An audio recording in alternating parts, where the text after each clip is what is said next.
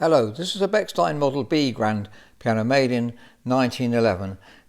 The casework style we call Sheraton. You see it has underneath what we call a stretcher joining the legs together. It's a style that Bechstein made very successfully for a long time. Let's have a look at the casework first just to get an idea of the condition of it. Now, we haven't repolished this piano and it's in good condition though. We could obviously repolish it, but it takes 70 hours to do our French polishing. So if you want that standard of polishing, we could certainly do it and it will look very smart. But I bought this thinking that it would be a musician's piano, very much so, because it's a lovely instrument. It's going round both sides, so it's obviously faded reasonably evenly. This side seems to look a bit darker than the other side, but none of it's really damaged. And the casework, there's no veneer really damaged either.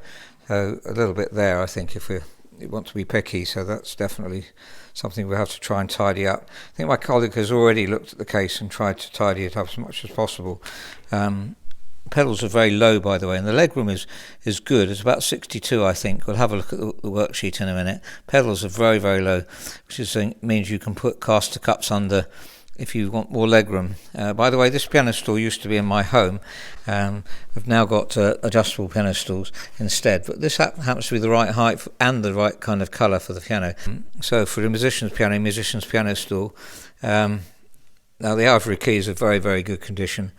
We have done some work on this piano already, and I didn't do an assessment sheet then. This shop, by the way, we've got so many pianos that were sold by them. I think they were Glasgow and Edinburgh, and so many Steinways, Bechsteins particularly, were sold by them. We very often find that on the piano. Looking at the inside, actually we'll look at the top lid first. And again, the top lid is pretty integral in terms of colour. No real fade line as it's been held back, and it has been in a musician's home. We'll find out in a minute some interesting detail on that. But in good condition, the veneer doesn't seem to have lifted at all. So, as I say, we could repolish it, but it's not really crying out to be repolished. And last of all, the top of the fall is also integral with the rest of the piano. There's original Bechstein key, by the way. Bechstein had their own CB key, which is quite a nice touch, really. Now the tuning pins are original and tight. We said before that if the tuning lever is loose on the pin, it's probably the original one because it's the smallest. There's a serial number. Very often that's missing on Bechstein, so there's always a number underneath that you can find as well. So there's the number underneath the piano. It roughly correlates with the number on top, but not quite. So we have got a list of comparative numbers on top and below. A lot of people give us this as a serial number, but it's not. While we're under here, we'll look at the soundboard, which looks perfect.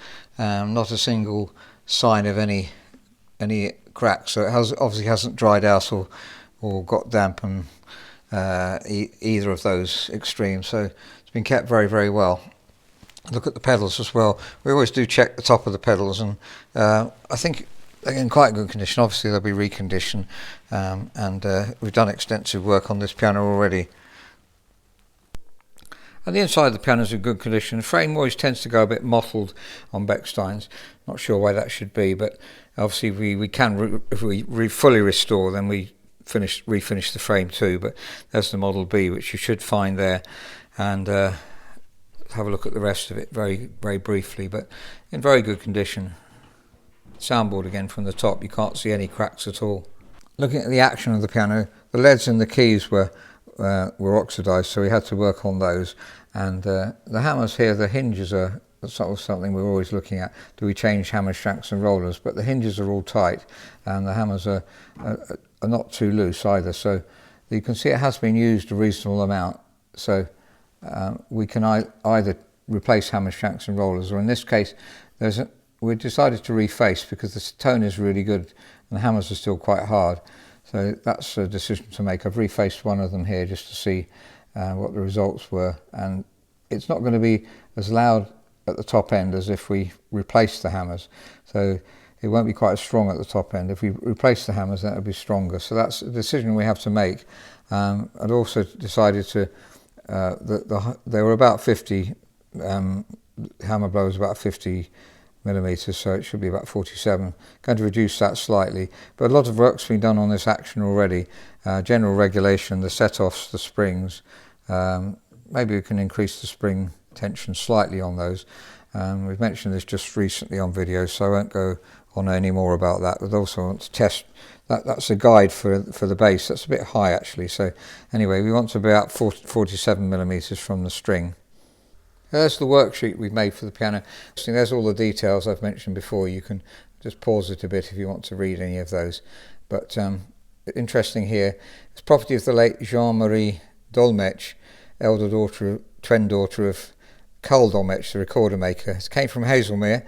I don't know if this was the only piano on the Hazelmere estate of the Dolmetsches, but if you're a musician, you may well have heard of Dolmetsch, the recorder maker. I had 3 Dolmetsch recorders, a descant, treble and tenor, and they were all extremely fine instruments. Really enjoyed them a lot. So there's the weighting of the keys. So it's more or less, we have lubricated already, and just need to do some refinements because some of the sharps particularly is still a bit high. We want them to be, as we've said many times, 52 in the bass, 50 in the centre, 48 in the top treble, sort of tapering like that, and within plus or minus 2 grams. So that's a Bechstein Model B grand piano made in 1910 or 1911, 6 foot 7 inches long, 2 meters long. I'm not going to talk any more over this video, but we'll put comments above it, so please look at the text if you'd like to find out more. Thank you so much for listening.